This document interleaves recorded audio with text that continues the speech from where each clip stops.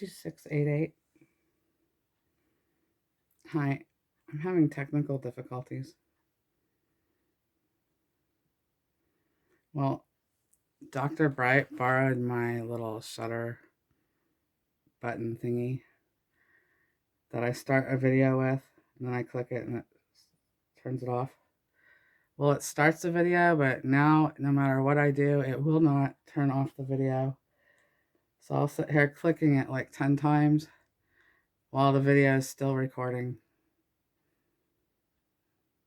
I don't know what he did to it. It's Dr. Bright. I don't know.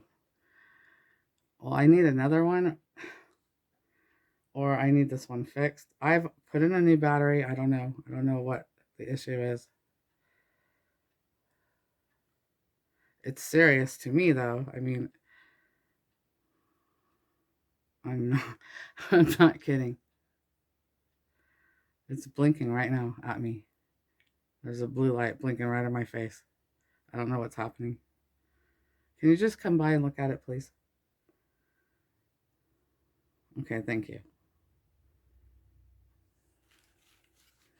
Okay,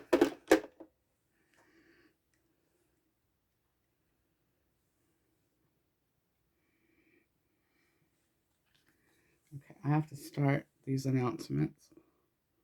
So can you shut the door? We don't need to repeat what happened last week. Thank you.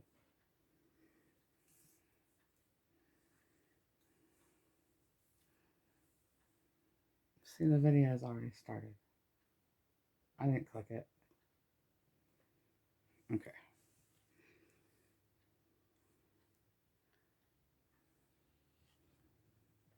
Promise you'll edit all that out, okay?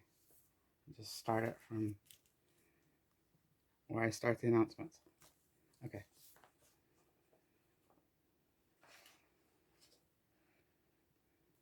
Good evening. This is Late Night Announcements. I'm Researcher Well, filling in for Researcher Evans.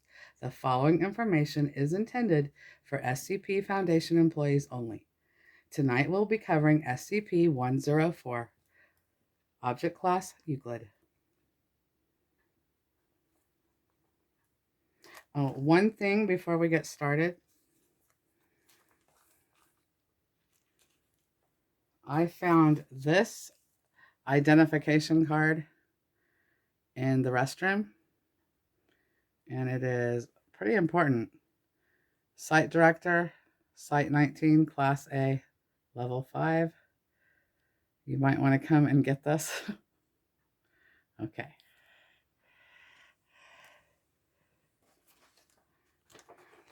All right. So, SCP-104, Object Class Euclid, the Lonely Ball. Special Containment Procedures. SCP-104 is currently contained in a steel box with electronic keypad access. Access is to be restricted to Class 3 and higher. Do not allow SCP-104 to come in contact with any living tissue. Any and all interaction with SCP-104 is to be handled via robotic assistance or with full hazmat suits and gloves. Anyone found to be imprinted by SCP-104 must submit for on-imprinting. Failure to do so within 24 hours of exposure will result in termination. Description: SCP-104 is a sphere 35.5 centimeters or 14 inches around and weighing 2.3 kilograms or 5 pounds. The outside is glass and very smooth, coating the sphere in a layer 6 millimeters or 0.2 inches thick. Under this layer is an extremely intricate design of very thin black and white lines. This inner core is a delicately carved ball of wood, giving slight texture to the line design. The design itself is unimaginably complex and seems to form something of a Rorschach test, as all viewers seem to have a different interpretation. Movement or a ticking sound from inside the sphere has been reported, but at this time is unconfirmed. Whenever a human touches SCP-104 in its on-imprinted state, it will imprint on the subject.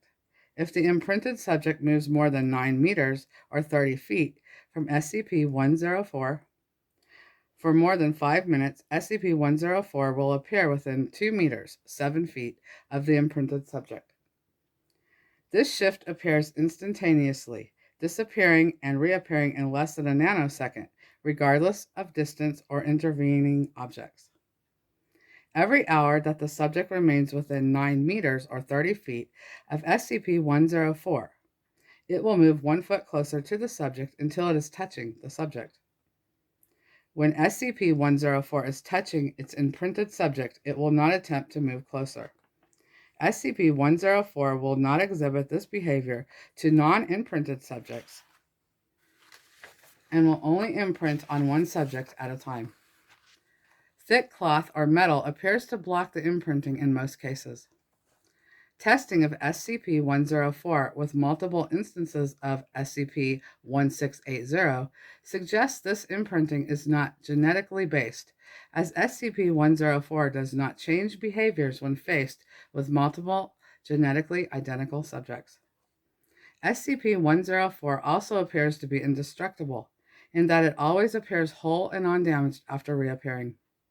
Even after being crushed and incinerated, SCP-104 will reappear whole and undamaged if its imprinted subject is outside of its minimum range for more than 5 minutes.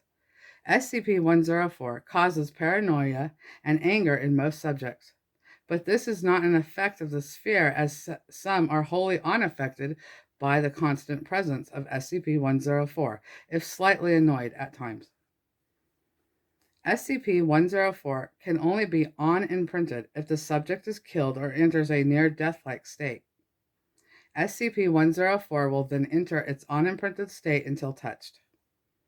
Thick gloves appear to block the imprinting process, as long as they are more than 13 millimeters or 0.5 inches thick. SCP-104 was recovered in a flea market from a man carrying it in a bowling bag. The man never identified himself and sold it to Agent Redacted for a quarter, thanking him profusely before running off. Notes: 104-1108-R. It has been theorized that SCP-104 is some form of extra-dimensional probe or recording device. This appears to be unlikely, though, as it appears to be made of terrestrial materials and has no means by which to record or observe anything. However, with few other explanations for its odd behavior, the theory is being investigated. Dr. Redacted. Okay, so that is the Lonely Ball, SCP-104, Object Class Euclid.